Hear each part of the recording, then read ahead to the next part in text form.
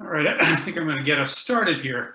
Good evening, folks. Thanks so much for joining us. I'm Jeff Hulstrung, the president of the Green Mountain Audubon Society. We're a chapter of the National Audubon Society covering Franklin, Chittenden, and Grand Isle counties. If you receive this magazine from Audubon and you live in one of those three counties, you're probably a member of Green Mountain Audubon, so thank you very much. If you're interested in joining, I pasted a link to our website in the chat. It'll get you some more information and give you the ability to join the chapter. The Green Mountain Audubon Society is pleased to bring you Maeve Kim for her third of 4 programs this season.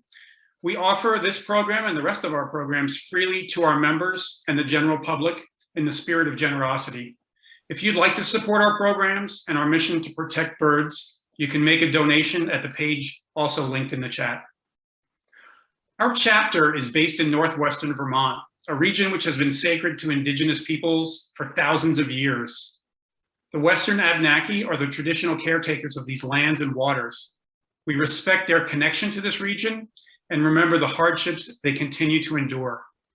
We give thanks for the opportunity to share this place and to work to protect it. And tonight, I'd like to pause for a moment of silence and let us turn our thoughts to the people of Ukraine in this troubling hour.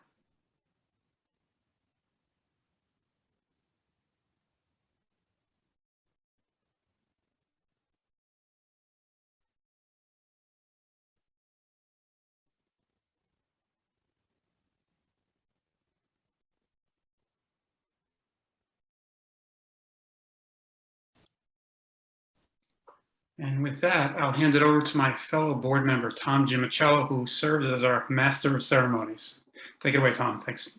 Thank you, Jeff. Once again, Tom Gimicello. I'm on the program committee, and tonight I'll be your Master of Ceremonies. It is always a pleasure to introduce my friend and birding mentor, Maeve Kim. Maeve, a published author, not only in Bird Watching magazine, but of 2 novels herself, is a well-known instructor, bringing the love of nature and birds to many people, both in the OLLI class and also at the CVU class. If you're interested in what Maeve is up to for future classes, she'll tell you about an address where you can get information, and we'll try to put it in the chat as well. Tonight's program is called Bird Nests. Without any further ado, I'm going to introduce our speaker, my friend, Maeve Kim. Take it away, Maeve. Thank you, Tom. Yes, I've already put in the chat a link to the blog that I do with my partner, Bernie, and it has, if you go to classes, it has upcoming programs, and there's 4 or 5 coming up in the next 3 months. This is an exciting time of year. Also, I want to mention that from time to time, you might hear a sort of break in my voice. We have somewhat unstable internet, I don't know what, access here, partly because I really like supporting small Vermont businesses, and we have a small Vermont based in St. Albans provider. So if that happens, don't worry, I'll come back again in just a second. It'll just be a little blip. And before Maeve starts, thank you for coming this evening. And before Maeve starts, let's talk about questions. If you have questions on anything that Maeve is presenting, please just type them into the chat. The questions will come to me. Maeve is going to take a break halfway through their program to entertain questions, and we'll also entertain questions at the end of the presentation. Thank you, Tom. And it doesn't have to be questions. It can be comments on nests that you have seen, maybe in your property or taking bird walks. It was about a month ago, I guess, we shared a program called The Birds and the Bees in Birdland. And it was all about differences between male and female birds of many species and about courtship behavior and nesting. Well, tonight's presentation is a logical follow-up to that because it's about the results of courtship behavior and nesting. Excuse me, courtship behavior and mating, and that is nests. Bird nests are everywhere. We don't see them so much during the summer because all that lush foliage is hiding them from our eyes. But in late fall and winter, we can see nests everywhere if we just look around. We can see them balanced on branches. We can see them hanging from tree limbs. We can see them woven into small twigs. And birds' nests come in just about as many sizes and shapes as birds do. Some of them are right out in the open. Others are hidden in tree cavities, or they're carefully, wonderfully camouflaged. Some nests are almost impossible to miss. Some are almost impossible to see and to find. Tonight, we're going to see many different nests that can be found right here in Vermont. And we'll learn something about the birds that make them and use them. We're going to start with the very largest and then end with the very smallest. The biggest nests here in Vermont are used by raptors, birds that take and eat live prey. This nest in Ferrisburgh started its long history as an osprey nest, and then bald eagles took it over. I think that was several years ago, maybe as many as 5 now, and have been adding branches and sticks and corn stalks and other material ever since, making the nest larger and larger and deeper. Eagle nests get used over and over, many years in a row, which isn't the case for a lot of smaller nests. I had an amazing experience on a nature conservancy trip to southeastern Oregon many years ago. We looked at a gigantic golden eagle nest. And what was really cool is that that nest had been exactly in that same place for over 200 years. We saw it in 2001, I think it was, but it had been seen and sketched during the Lewis and Clark expedition in 1804, that exact same nest. Unlike bald eagles, which nest in trees, golden eagles choose rocky cliffs. They're really rare in Vermont, and there are no records of the species nesting here. If you look closely, you can see a truly huge nest hidden here in this tree. This was about 5 feet across, this nest, maybe a little bit less. This was a northern goshawk nest. Goshawks are the largest of our 3 accipiters. Accipiters are birds that chase birds and prey on birds, and they're adapted for fast chases through dense forests. Well, northern goshawks build their nests next to the trunks of large trees like this one, and completed nests are very often 4 feet long, 2 feet wide, and about 2 feet deep. On a birding vacation in southeastern Arizona, where Tom is going to be going quite soon, we watched this nest for many, many minutes, just staring at it, thinking it was empty. And then all of a sudden, 2 big birds stood up from the bottom of the nest. They'd been hidden. And one of them flew right at my partner, calling out an indignant warning. Thank goodness the big bird veered off before connecting, because people who do get too close to a goshawk nest have been badly injured by the claws scoring their scalp. Goshawks can be found in Vermont also. This immature goshawk, whoops, went by the immature goshawk. This immature goshawk visited the backyard for several days a few years ago, and I tried to get a good photo for hours, literally. I kept sneaking out and mucking around in the snow and trying to get closer, but the bird would not let me get any nearer. So this picture has been zoomed considerably. A slightly smaller cousin of the northern goshawk also makes really large, messy nests. Cooper's hawks either choose crotches of large trees, or they construct their nests right up against a trunk. Completed nests can be 3 feet in diameter. And in this species, it's primarily the male who does the nest building. Well, like eagles, ospreys build really huge nests, and they add sticks to the nest year after year. I think the first osprey nest I ever saw was a long time ago, way before these big fish eaters were reintroduced into Vermont. I was kayaking with friends at Eggemoggin Reach near Little Deer Island, Maine. And we passed this humongous stick nest on some rocks many yards above the ocean, above the sea. And that nest had been there for decades, and it had grown bigger and bigger every single year. And when we saw it, it was 10 feet in diameter and over 6 feet deep. Well, this is a more typical osprey nest, not quite as huge as that. Or this.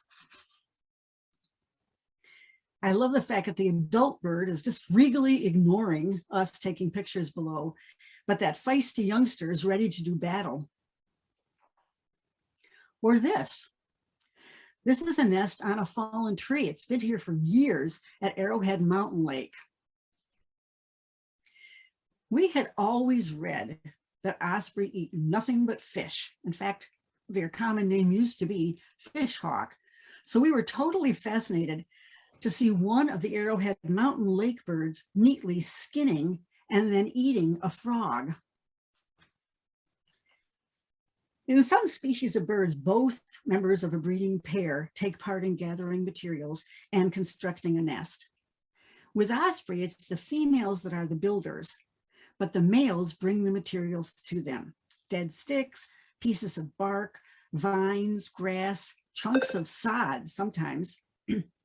Ambitious males will break off sticks almost 2 inches in diameter and 3 feet long. And then they have to actually struggle to fly with them back to the nest site. Well, osprey that raise young near the ocean often add other things to their nests: seaweed, driftwood, man-made debris that they find on the beach. The author, John Steinbeck, had an osprey nest close to his home near Monterey, California. And one autumn day, he decided to climb up and just check out the nest. And he found 2 of his shirts, a bath towel, an arrow, and part of his garden rake. Other people have found old shoes and kids' toys and tin cans and straw hats and lots of other items decorating osprey nests. In this state and elsewhere, power companies have been instrumental in the successful return of osprey. And this nest, I think many of you have seen, it's at a power line that crosses the South Hero Marsh Trail. If you're driving toward the Sandbar Causeway and you've almost reached the state park, look toward your left and you will see several osprey nests on platforms built on power poles. But in back of those nests are many messy stick nests in trees. And most of those were built not by osprey, but by great blue herons. Great blue herons are sort of lazy nest builders. They don't tend to go very far from material. In fact, sometimes they'll just move one tree over and steal parts of other nests. You can see from this foliage, by the way, this picture was not taken in Vermont. It was sent to me by an old high school friend who now lives in Florida. Many birds nest separately, privately, but great blue herons prefer nesting near others of their own species. Maybe so they can steal the nesting material. I don't know. But the largest colony in Vermont used to be in Missisquoi National Wildlife Refuge on Shad and Metcalf Islands. And it was there for decades. At its height, it had over 400 nests. But then in the early years of this century, the whole rookery was abandoned and the herons have not returned. The introduction of bald eagles to the state is believed to be a significant factor in the collapse of the Missisquoi heron rookery. Every now and then, one of those really big nests that last for years and years actually gets shared by 2 different species.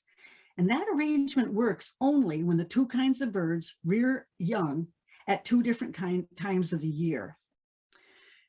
Dead Creek Wildlife Management Area in Addison used to host a nest that was thought to have been built by a red-tailed hawk. Red-tailed hawks are really good nest builders. Their nests last for a long time. And the Dead Creek nest was used by hawks in the summer. And then borrowed by a great horned owl pair in the winter. The nest fell down about 3 years ago, or maybe it was blown down. It's not at all unusual for great horned owls to adopt the nests of other species, or to adopt a narrow ledge, or a deserted building, or human-made platforms. The bird on the right here was one of a pair that was nesting right in a tumble-down old stone tavern. And the left side owl had chosen for several years in a row the surface where a part of a really big tree had been cut down. One of my favorite birding experiences happened just a few days after the big Nature Conservancy group in Oregon saw that huge old golden eagle nest. We went to a place called Diamond Craters, 23 square miles of moon-like landscape that was formed when lava from an ancient volcano flooded over the ground. And after thousands of years, the land underneath all that heavy lava eroded, and the volcanic basalt at the top just collapsed, and it created many craters, many of them very deep. Well, halfway down one particularly deep crater, standing on one of the ledges, was this great horned owl. He and his mate, or she and her mate, had nested on a nearby ledge. And as we watched, both adult birds gave flying lessons to their 3 youngsters, repeatedly encouraging them to leave the safety of the ledge and fly from one side of the crater to the other. Canada geese are another species that makes fairly large nests. And some of their nests are well hidden. They're right along the edges of ponds, sort of hidden in cattails or reeds. Others are right out in the open. Geese sometimes choose muskrat mounds or beaver lodges and nest right on top of them. This nest pleases me every time I look at it because the picture was taken by a woman who is not a birder and hasn't shown too much interest in birding, but she became obsessed with this family of geese near her where she lives. And when she came out one time and saw, I forgot what it was, I think a turtle swimming near the nest site, she just went crazy. She jumped up and down on the shore and yelled and started throwing rocks at it. These were her geese. Let's look at a few more good-sized birds before we move on to some mid-sized ones. Several years ago, my partner Bernie made a humongous and extremely heavy nesting box for pileated woodpeckers. Well, with considerable effort, he hoisted that huge box up a ladder and attached it to a tree. And then he waited and hoped, and he got his wish, sort of. A pair of pileateds did nest in the yard, but they chose a natural cavity rather than the box. And I just love this series of photos. First, a hungry youngster peers out of the hole. Where's mom? Where's dad? Where's food? And after a few minutes, his sibling joins in. And finally, the 2 young birds are rewarded. Pileateds, like other Vermont woodpeckers, darn, sorry for that, don't bring in soft grasses or moss or animal hair or anything comfy as nest linings. Instead, the eggs are laid right on beds of small wood chips that were created during the excavation of the nesting hole. And the nests and the eggs and the chicks of woodpeckers are well hidden from human eyes. Well, at least until the young are big enough to poke their heads out and beg. By contrast, ruffed grouse, I'm having serious trouble here. So we just had a little blip, so you might have lost my voice there for a minute. By contrast, the nests and the eggs and the chicks of ruffed grouse are sometimes hidden in plain sight. This nest was only yards from a landowner's front door. Female ruffed grouse often choose the base of a tree or a stump or a big rock or even a brush pile. They hollow out a little depression on the ground and then build a bowl-shaped nest. And in this photo, you can just see the anxious mother grouse peering out at the human who's taking her photo with a cell phone. We humans tend to think, by the way, of nests as comfy places. Like this nest looks like it might be pretty comfy, but that's not always the case. This is a nest, just a slight hollow and hard, pointy gravel. Might have a few twigs added, maybe some dry grass. And this is a nest. If you look closely, you can see 2 eggs, at least 2 eggs. There might be a third one there between the bird's feet. Killdeer are members of the shorebird family, shorebird, but they're almost never found at the shore, at the seashore. Killdeer are birds of grazed fields and airports and golf courses and driveways and parking lots. They almost always choose locations where the vegetation is less than a foot high. For several years, a pair of killdeer have nested where there's no vegetation at all, on top of the roof at Heinsberg Elementary School. Part of that building, part of the school has a flat roof that has gravel on it. And children and adults alike wait for the day when the fluffy young, they balance at the edge of the roof, they throw themselves out into the air, they drop to the ground and bounce, get up, and scurry away to follow their parents. Killdeer young are precocial, and that word comes from the same root as precocious. They are fully feathered. They have good eyesight when they hatch, unlike, for instance, baby robins. And as soon as their feathers dry, they can walk and they can find their own food.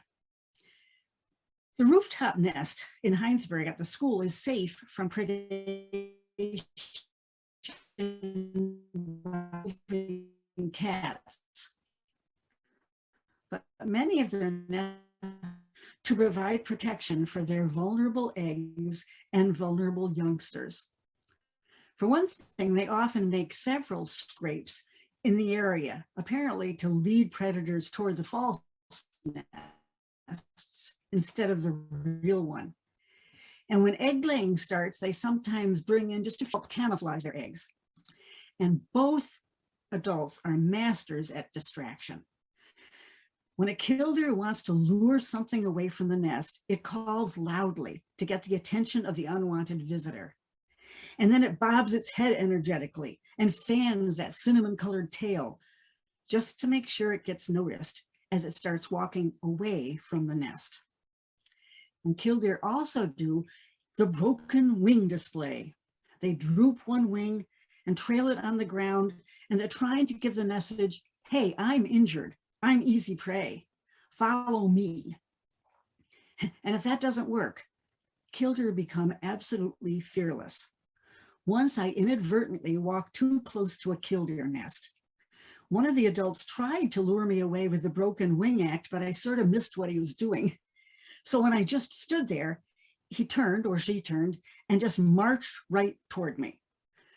A creature that weighed under 5 ounces was ready to take on a human being more than 2,000 times its weight. And I love the way that its plumage makes it look like it suddenly has little horns. Rose-breasted grosbeaks, going to an entirely different kind of bird, make more typical looking nests. At least they're what we think of as nests. They're open cups of twigs and weed stems and leaves, and they're lined with thin root hairs or animal hair. Their nests look pretty flimsy, but there are usually a lot of forked twigs underneath that help keep it together, at least for the short breeding season. Pairs of rose-breasted grosbeaks choose their site together. Each bird settles into the crotch or the fork of a small tree and wiggles around as if to test its suitability. And then they build the nest together, working dawn to dusk for up to 9 days. This female was sitting on eggs at Charlotte Park and Wildlife Refuge, and her mate kept a watchful eye on us from a nearby tree. A pair of rose-breasted grosbeaks shares the duties of incubating eggs. The male takes a turn for several hours each day, and during the time that they're trading places, the pair sings quietly to each other. These birds are monogamous, and they're jealous of their chosen mates. Males chase off other males, and a female will drive away any other female that dares to get close to her mate. Male eastern kingbirds also keep a close eye on their mates and their nests. Kingbirds belong to a family of birds called tyrant flycatchers, referring to their aggressive behavior in defending territory. These birds will attack much larger predators like hawks and crows and squirrels. They've been known to knock blue jays right out of trees. And kingbirds have to be good nest defenders because their nests are often exposed, like this one that was at the La Platte River Marsh Natural Area in Shelburne, only a few feet above the water and within a few yards of shore. We saw this nest in exactly the same place 2 summers in a row. Eastern kingbirds build sturdy nests that can withstand weather and are often used for more than one season. The outside, as you can see, is twigs and stems and strips of bark. And there's a nice, deep, soft lining made of tiny roots and willow catkins and fluff from cottonwoods or cattails. Blue jays are all around us. We see them or hear them almost every day in almost every single location in the state. But we don't have a really good photo of their nests because the nests are usually 10 to 25 feet above the ground. But one time on Plum Island, Massachusetts, where most of the trees are sort of stunted, we did find a blue jay nest. You can just see the bird's tail in the left half of the photo. In this species, as in some others, it's the male that gathers most of the material. And in this species, it's the male that does most of the nest building. He creates an open cup of twigs and grass, and sometimes brings some mud in to hold it all together. Blue jays tend to be adventurous from the get-go. Some chicks will wander away from the nest way before the brood has fledged, fluttering awkwardly to branches that could be as far as 15 feet away. Their parents might go to them and feed them there, but other times they just wait until the young return to the nest before giving them any food, as if to make clear to the youngsters that they are to follow their parents' timetable and not their own. After the whole brood has fledged, the young stays with the pair of adults for at least a month, sometimes as long as 2 months, and the parents continue feeding them, even though the quote-unquote babies are as big as the adults, sometimes even bigger because the adults are worn out, and they're fully capable of finding food on their own. Well, I mentioned that blue jays sometimes carry mud to their nests. Well, other birds make their nests entirely of mud. If you go to the visitor center at the Missisquoi National Wildlife Refuge and just look up under the eaves, you will get great views of cliff swallow nests. Cliff swallows nest under eaves, like at Missisquoi, or on cliff sides, as their name suggests, or in caves or under highway culverts or bridges. And every one of their nests is constructed where a vertical wall meets a horizontal overhang. These birds are colony nesters. We don't have huge colonies here in Vermont, but some colonies out west have over 3,000 nests. And every nest is made of mud pellets that the birds gather in their beaks, and it takes about 1,000 pellets per nest. This is a somewhat murky photo. We didn't want to get closer and disturb the birds, but it shows a cliff swallow bringing mud right at the beginning of the nesting process to start building a new nest. And here it is, almost done. And it's ready for occupancy. A completed nest is about 8 inches long. and usually has a sort of tube-like entrance. After the structure is finished and dry, the pair will get together and line their nest with dried grasses. And if repairs are needed, they just carry in more mud during the breeding season. Well, this is one of the Missisquoi cliff swallow nests, but these wide open hungry mouths are not baby cliff swallows. House sparrows usurped the nest and made it their own for the summer. House sparrows can best be described as opportunistic nesters.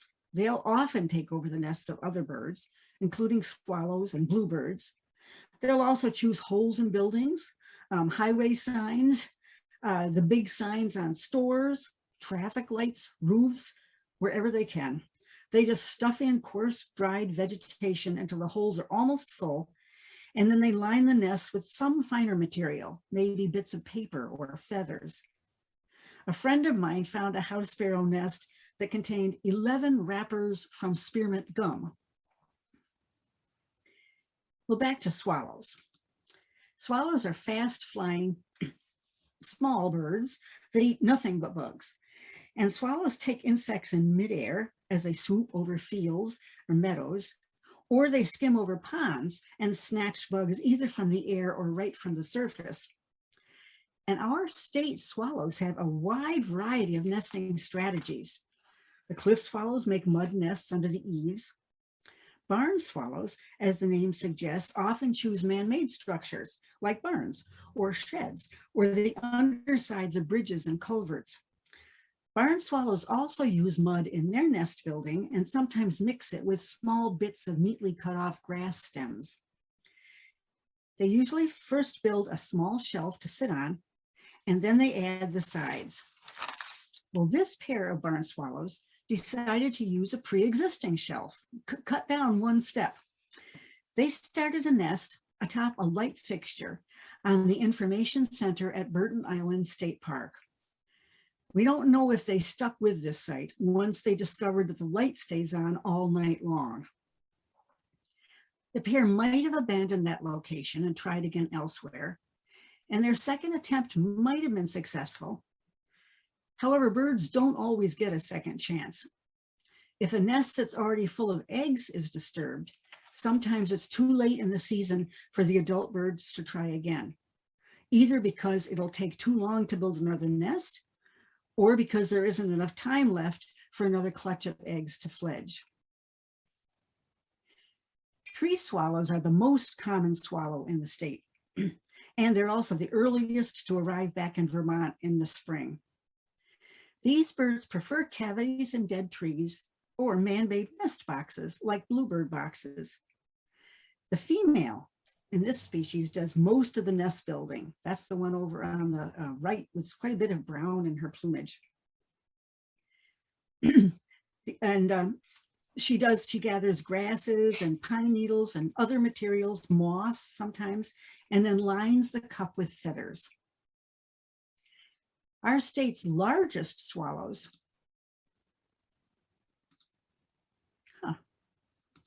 here we go. Our state's largest swallows, purple martins, are also cavity nesters, and they also accept man-made nesting locations. The first Americans fashioned martin homes out of dried gourds, and a lot of the store-bought martin colonies are made to look like gourds still. Well, these photos were taken at Parker River National Wildlife Refuge on Plum Island, Massachusetts. And several of us Vermont birders watched, amused and impressed, as an energetic female martin repeatedly tried to get into her chosen nesting cavity with a stick that was just too long to fit through the opening. After at least a dozen tries, she dropped that stick and came back in a few minutes with an even longer one. After several more minutes, either by luck or by reasoning, she just turned her head sideways and was able to push the stick into the opening. Some people, actually many people, do put up martin colonies hoping, but I really think that a very small percentage of them ever get used by martins. The birds are not common around here. There are some colonies though at Shelburne Farms. I think that one's still there. A big colony on the shores of Shore Acres Restaurant in North Hero, and some in Addison County and in other locations. From nests made of mud and nests in gourds to nests that look like almost nothing but a limp sock.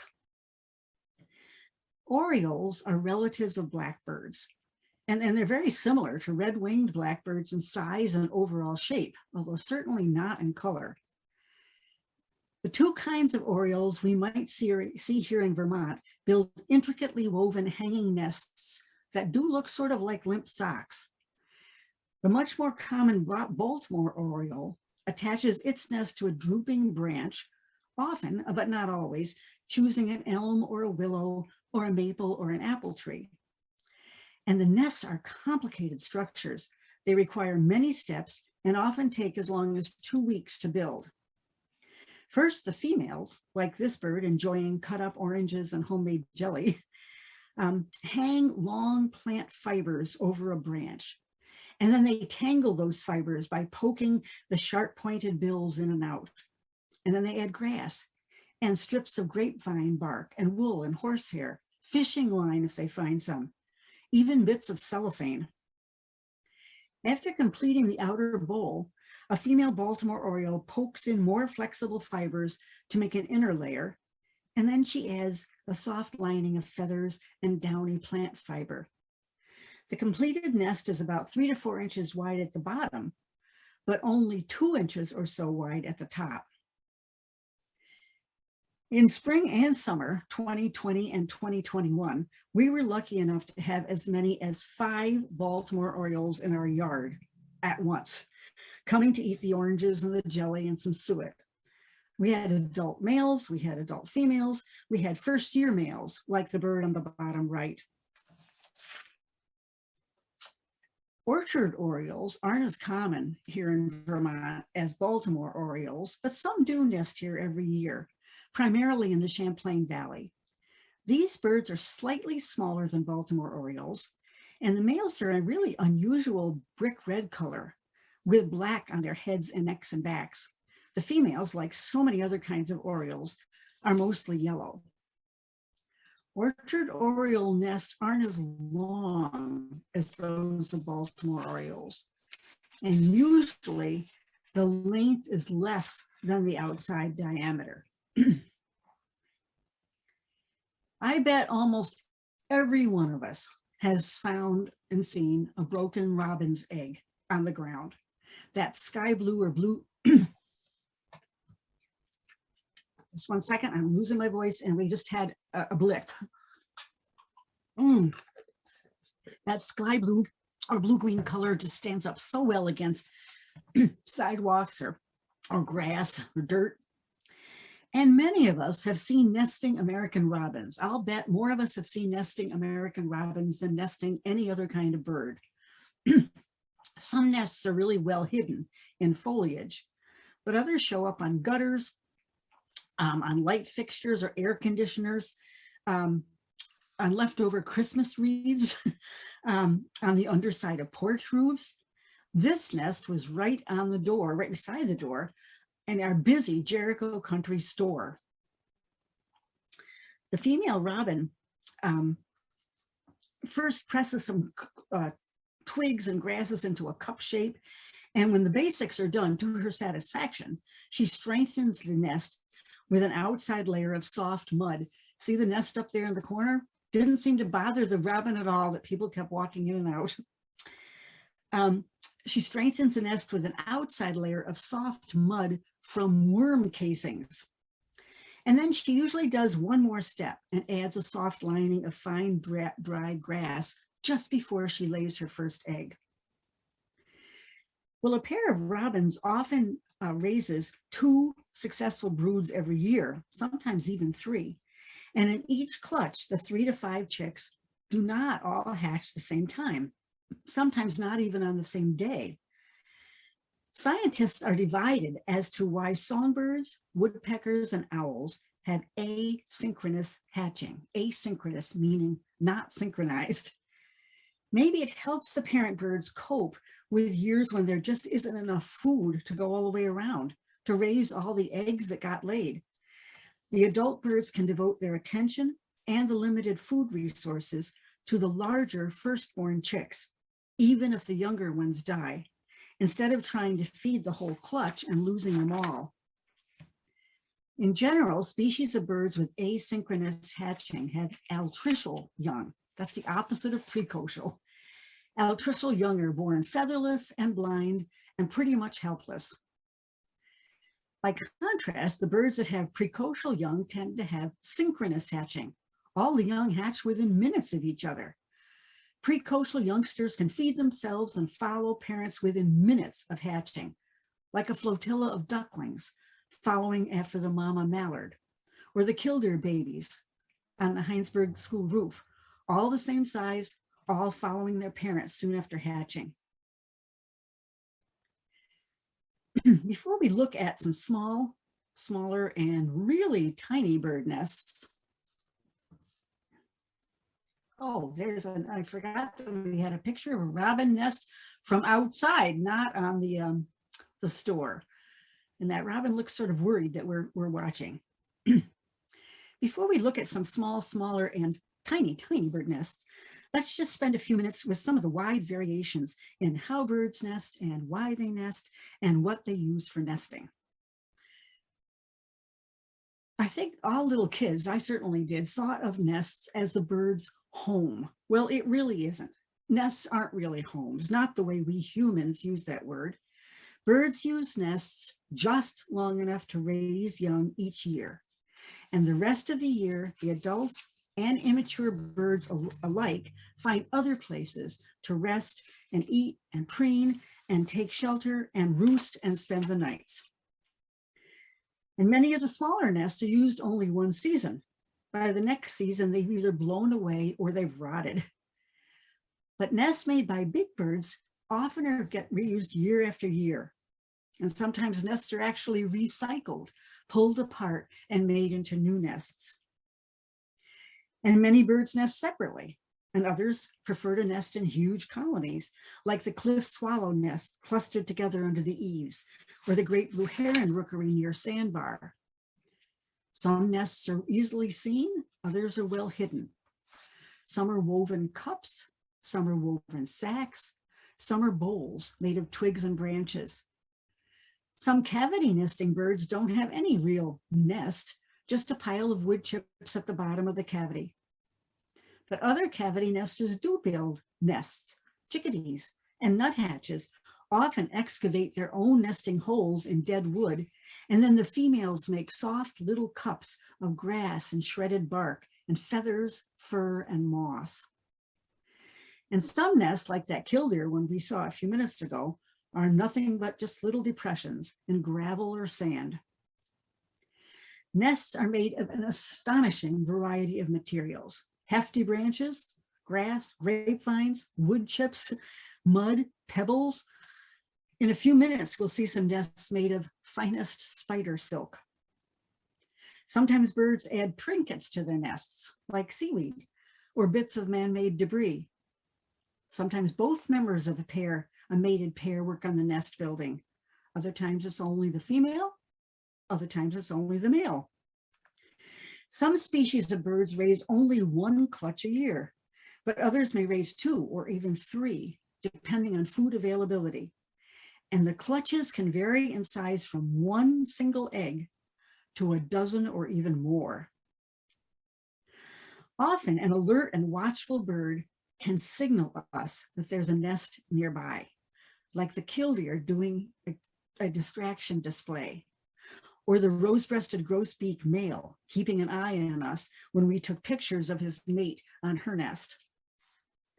Seeing a bird carrying nesting material in early spring is an exciting introduction to the breeding season for human watchers. It was April 12th last year when we saw an American robin carrying a long piece of grass. And that was a signal to us that the birds around us were going to be very soon having young. So I'm going to stop right there if there are any questions. And If not, I'll move on to the second half of this. At this point, I don't see any particular questions, and we can remind people that if they have a question that pops into their mind, they can always put it in the chat and we will deal with the questions at the end. I did forget one thing, and I'd like to ask everybody to consider supporting our mission here to protect birds and our series. Maeve is doing the third of 4 series yet again this year, so that's 7 out of 8. If you'd be so kind as to consider going to our website and clicking on the donation button so that we can continue this, and donating something small, $1, $2, $3, $5, we would greatly appreciate it. Having said that, I see that Jeff has just popped it into the chat. Maeve, let's take it away for the second half. Thank you. So on a trip to a Georgia island, we watched this beautiful little yellow-throated warbler, a kind of bird we don't get up here. It was either selecting bits of Spanish moss to use in making a nest, or it was actually at a nest that was well hidden in the moss. They like to nest right in that. We didn't want to hang around any longer than we did, so we never figured out exactly what was going on. But this is a good time to mention that this photo, like many others, were taken by my partner, Bernie Paquette. A very few are mine, and a few others were sent by other birders, and if so, their name is next to the photo. Maeve, sorry to break in, but we are seeing the fact sheet about nests and nesting instead of a photo. You are. You've seen that still? We're seeing the some facts about nests and nesting slide instead of your next slide. Okay, I'll get rid of that.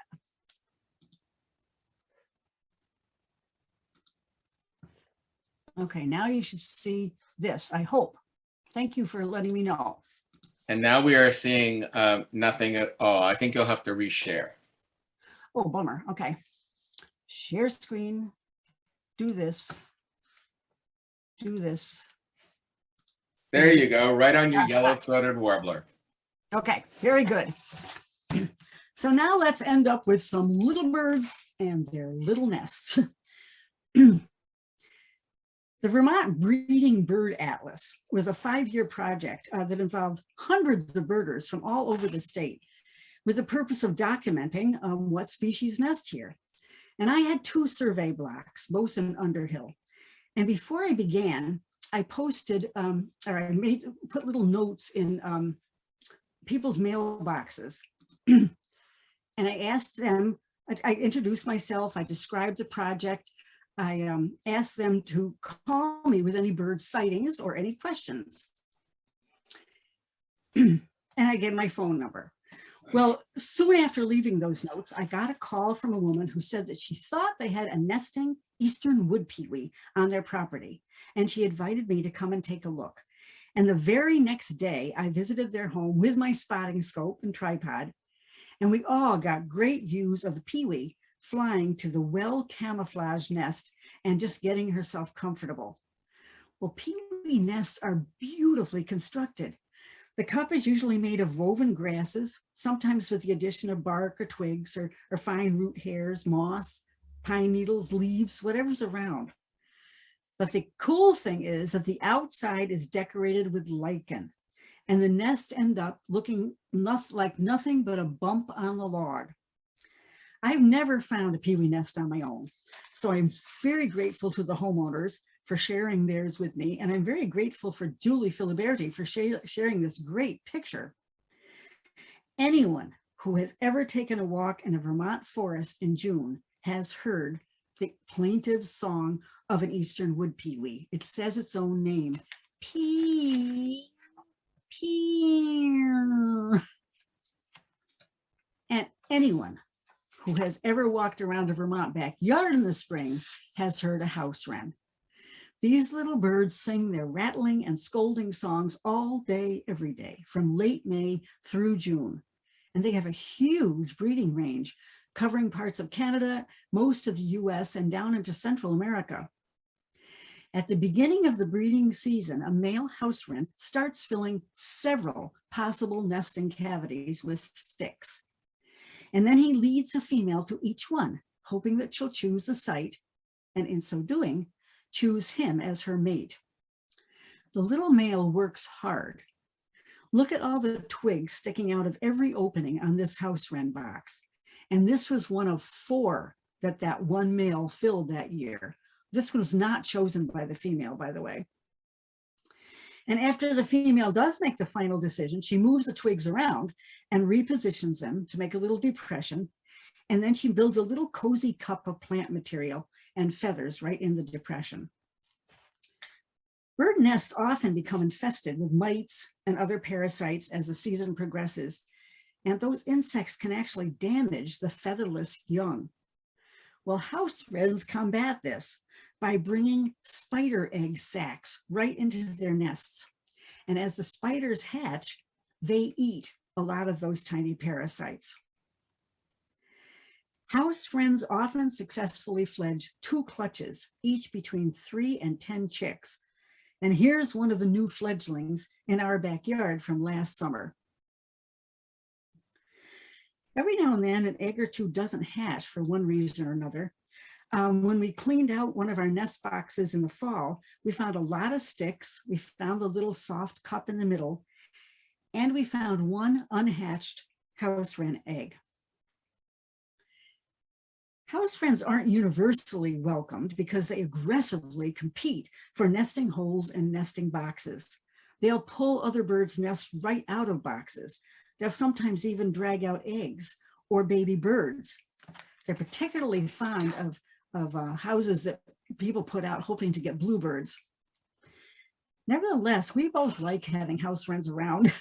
They're feisty little creatures, they're diligent parents, and their long bubbly songs make a really pleasing backdrop to just about every summer day. So we have a lot of kinds of vireos here in Vermont. They're active birds, smaller than robins or red-winged blackbirds, a bit larger than most warblers and much larger than hummingbirds. All of our vireos choose relatively small horizontal branches or twigs to hold their neatly woven hanging nests. This is a red-eyed vireo, and I usually think of red-eyed vireos as birds of the treetops, because that's where the territorial males choose to belt out their almost continuous songs. But the females build their nests in the mid to low parts of trees.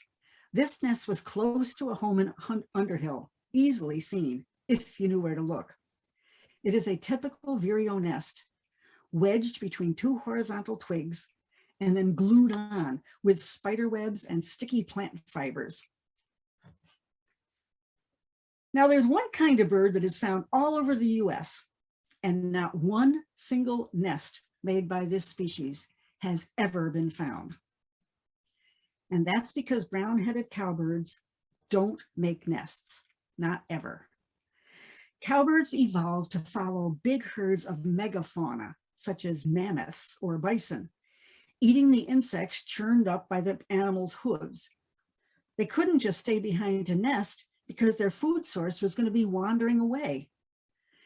So cowbirds use an evolutionary strategy called brood parasitism. The females lay their eggs in the nests of other species, and then they leave. And since the female cowbirds don't have those huge jobs of sitting on eggs and providing food for chicks, they can lay many more eggs each year than most female birds. In general, cowbirds select nests of birds with eggs and chicks that are smaller than their own. And many birds don't even recognize cowbird eggs as different. They sit on the eggs, they turn them, they tend them just as carefully as they do their own.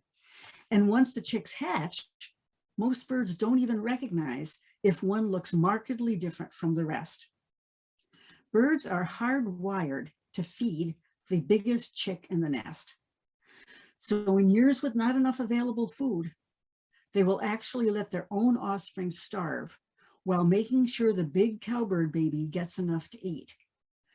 This extraordinary photo was taken by St. Albans birder and photographer Bob Salter, a gigantic cowbird chick being fed by a poor, overworked American redstart. There are some defenses against brood parasitism. Some birds do recognize that there's an odd egg in the nest and will push it out or sometimes puncture it. Female yellow warblers have evolved a labor-intensive strategy, but it works for them. If they discover a cowbird egg in their nest, they just build a new nest right over that. They bury both the cowbird egg and any eggs that they have already laid. One researcher found a yellow warbler nest with 6 layers. This little female yellow warbler was carrying nesting material. And later we saw her carrying a tasty insect for her young. I hope for her young. Here's a blurry photo of a yellow warbler nest, only 1 layer, I think. I can't tell though, it's pretty deep, with spider webs and plant down on the outside. Another beautiful yellow bird has an unintentional strategy that is just about foolproof against cowbirds. American goldfinches are among the very few totally vegetarian birds in the whole world. Most species, even those we think of as primarily seed eaters, catch insects to provide protein for their developing young, but not goldfinches. And so if a cowbird egg hatches in a goldfinch nest, the cowbird chick will not get the protein it needs to survive, and it will die. Well, a minute ago, we saw a yellow warbler.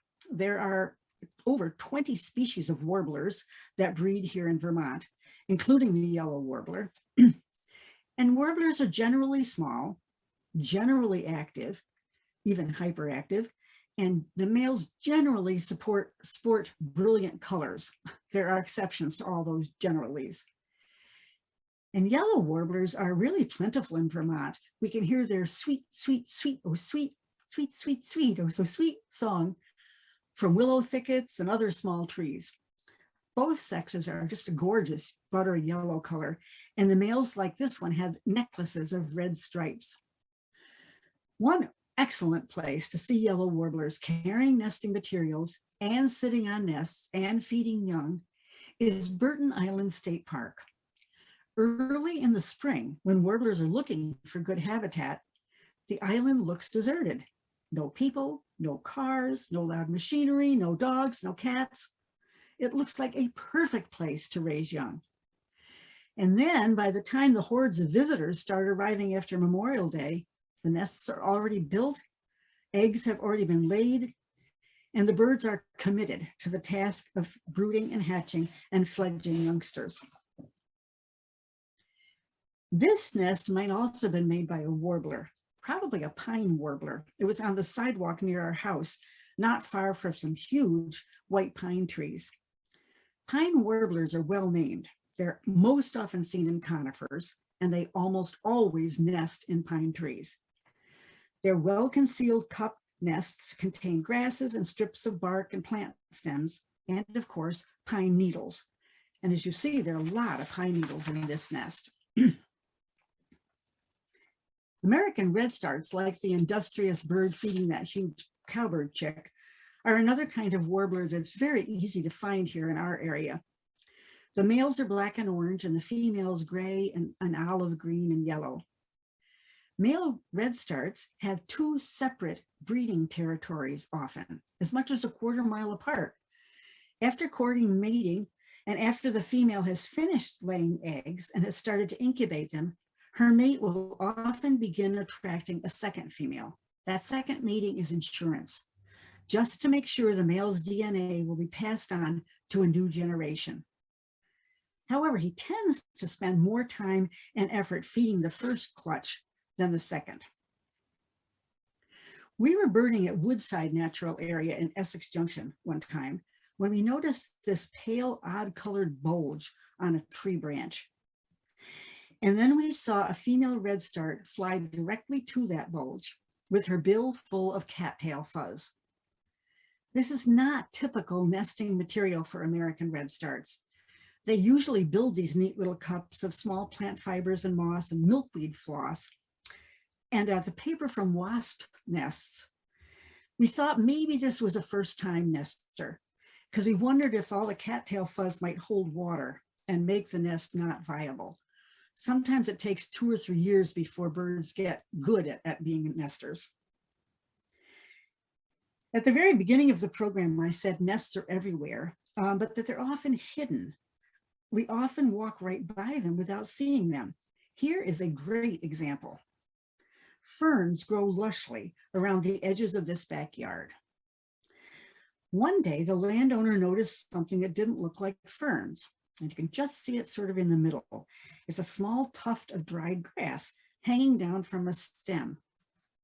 He got closer, and then he saw that there was a neat little nest woven between 2 fern stems, about 1.5 feet off the ground. And when he got closer still, he could see this: 3 lovely little eggs, white with lilac markings. The nest was built by a female common yellowthroat, a kind of warbler that's found over most of the US and the southern half of Canada. The female first made a platform, and then she wove a cup of grasses and sedges. Common yellowthroats can have 1 to 6 eggs in a clutch, and the bald and helpless young are fast growers. They hatch in just 12 days, and they leave the nest after 12 more days. Common yellowthroats have nested in our yard for years now. They like being near water, and we have a wet area and a small pond nearby. This year, by late August, we were seeing 3 to 4 yellowthroats every day, hunting insects among the jewelweed, picking up grit in the driveway, even on 2 occasions flying through the open barn door and spending time in there before finding their way back out.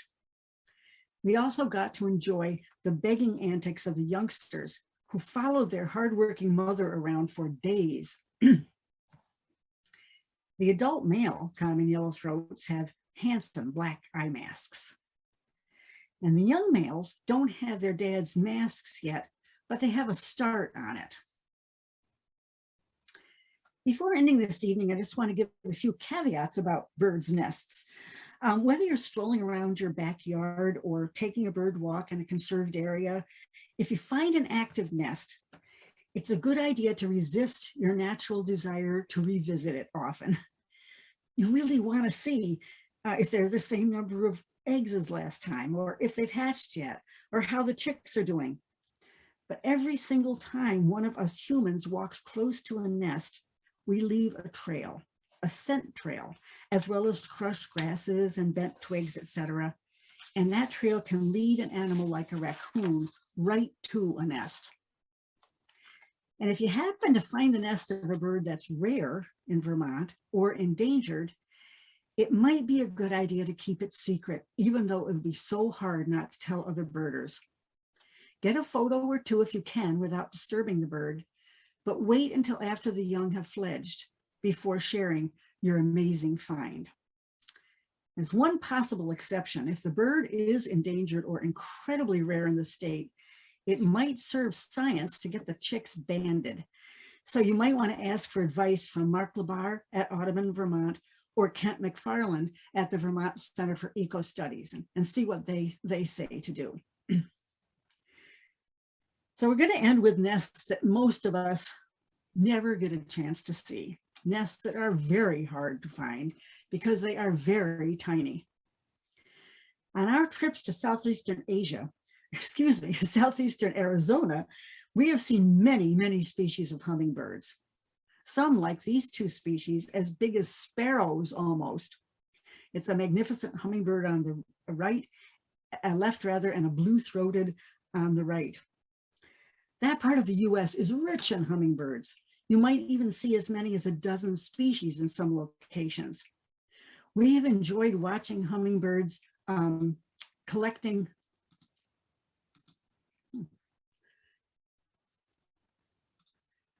Let me just back up a little bit. We've enjoyed watching hummingbirds collecting nesting material, in this case, dog hair, that the ranch owners carefully collect and put out for the tiny birds. And we've seen several nests now. On a solo birding trip several years ago, I was surprised to see a hummingbird nest tucked under the patio roof of the lodge where I was staying. Guests walked back and forth right into the nest, only about 2 feet from our heads. But the 2 chicks and their mother didn't even seem to notice. The 2 chicks and their mother didn't even seem to notice. And I think a lot of the 2-legged animals didn't notice the hummingbirds either. And Bernie and I got a really close look at a female honest hummingbird on her nest, just a few feet off a trail in lower Madera Canyon, south of Tucson. And when we looked at the enlarged photo, we got a better understanding of one of the most common hummingbird nesting material, spider webs. A spider web nest expands most wonderfully as the chicks expand and expand, fed by the tiny insects caught by their mother. Hummingbird males have nothing to do with nest building or raising young. Well, ruby-throated hummingbirds are the only species of hummingbirds that breed here in the East. The males are glossy green with, of course, that ruby throat. And the females have metallic blues and greens with white underneath. Well, I have seen only one ruby-throated nest in my life, and that was before digital cameras, before everyone had a cell phone in their pocket, so I don't have a picture of it. The nest was in a lilac bush right next to a friend's front porch. It was just so wonderfully easy to just sit there in rocking chairs and enjoy and watch. But incredibly fortunately, a few days before I finished preparing this program, I got 2 great photos by email from fellow birder Mike Sargent. He wrote that this tiny nest was attached to a branch of a tree that had fallen down on his property. The nest was on a maple branch, although ruby-throated hummingbirds usually prefer oak or hornbeam or birch or poplar. They select something slender that has a downward curve, and oddly, they have actually been seen building nests on heavy wires. Their nests are about as big as a large thimble, and they're made, as you can see, of thistledown or dandelion held together with spider silk. Sometimes the nests are further glued with pine resin, and this nest has several conifer needles. And when the nests are finished, they're often camouflaged with lichen and mosses. Well, together this evening, we have seen over 3 dozen nests, from humongous to minuscule. And as I began working on this program, I was amazed at how much there was for me to discover and learn. Paying more attention to nests and wondering what bird made each nest and researching what kind of nests each species makes, this all provided a window into a vitally important part of birds' lives, a window I had never taken the time to peek through before. There are a few field guides to bird nests available with information about materials and typical locations and colors and numbers of eggs, etc. I have a Peterson guide, but there are several others, I think, or a few others. And I've learned that identifying bird nests requires noticing several things, not just the nest. What habitat is the nest in or near? How big is the nest? I realized after taking and collecting many photos that I should have measured the nests, or at least put something next to all of them that would give an idea of their size.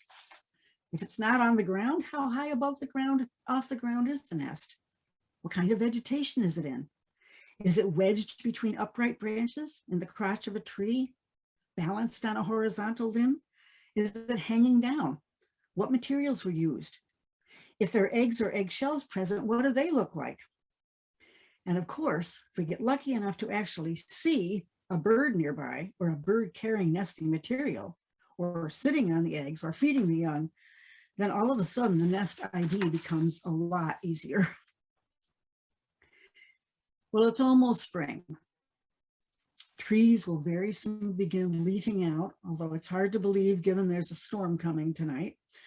Birds will soon start returning to Vermont. Red-winged blackbirds and grackles are already showing up in the southern part of the state. And the migrants will join our year-round residents for a few months of breeding and nesting frenzy. And one morning we will suddenly realize that the amount of bird noise outside our windows has multiplied exponentially. And the all-important task of reproduction will be taking place all around us.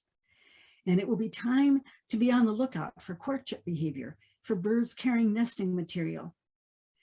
Ever since this pandemic started, so many people have found solace and entertainment in their own yards and pay more attention to birds and what they're doing. This will be a great spring to watch for nesting behavior. Maybe even find a nest or two. Get to watch the whole process from a respectful distance, from nest building to egg laying, to feeding the young, to fledging. It will be a great time to learn about nests and to consider the hours of work that went into each one. Nests, they are all around us. They tell us so much. Thank you all for coming this evening. And thank you, Maeve, for a great program. I learned a lot. And we only had one comment. We had a comment earlier on, and that was from one of the participants said, will you talk about bluebirds? So I was wondering if you might be able to talk a bit about bluebird nests. You know, I have never looked in a bluebird nesting box to see what a bluebird nest looks like, but I can very quickly look in my handy dandy Peterson guide, Bluebird 162. This is a very useful little book. There have been bluebirds who nest in boxes at the property next to us many, many times. It says here that bluebird nests are carelessly arranged in a natural cavity, in an old woodpecker hole, or in one of thousands of birdhouses. Very loosely built cup of fine grass and weed stalks. Any other questions? That is excellent. We did have a comment and somebody thanked you and said it was fun for that person to be reminded of the osprey nest in Maine. Jeff has also in the chat put a link to our events page so that you can consider a donation. And also, he also has put in a link to all of our archived presentations. In the last 2 years, I think we have 18 presentations that, given the storm that's coming, you might want to just get a cup of tea, dial up some of the archive programs and relax and dream about the migrants that will be winging our way soon. Be safe, everyone. Maeve, excellent presentation. Jeff, thank you for the introduction. To one and all, I wish you good birding and good night. Thank you, everybody. Thank you. Thanks, Mav. Tom, good night, everybody. Good night, everybody.